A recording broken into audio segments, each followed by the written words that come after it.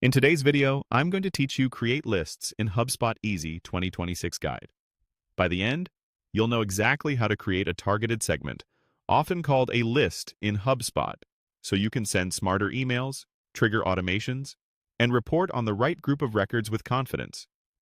Start by opening your HubSpot account. From the top navigation, click on More to expand the available tools. This menu gives you quick access to features you might not see in your primary tabs. From there, click on CRM. The CRM area is where your contacts, companies, deals, and tickets live, and it's the best place to build a segment because you're working right where the data is stored. Inside the CRM, click on Segments, which may also appear as lists, depending on your account's wording. This brings you to your library of saved lists. To build a new one, click on Create Segment. You'll see an option to create a segment of a specific object type.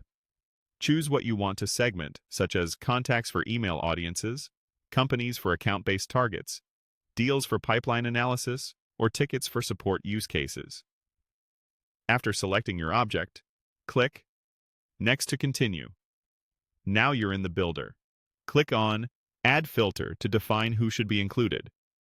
Filters can reference properties like lifecycle stage, industry, owner, location, last activity date, email engagement, and more.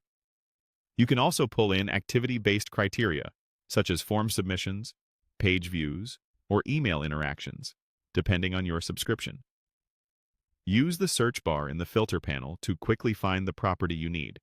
Then select the condition that matches your goal, like is any of, is known, contains, or occurred within the last X days. If you need multiple conditions, add more filters and choose whether they should all be true together using AND, or whether any of them can qualify someone using OR. As you add criteria, keep an eye on the preview count so you understand how your choices change the size of the audience. Refine until the list matches your intent and your data.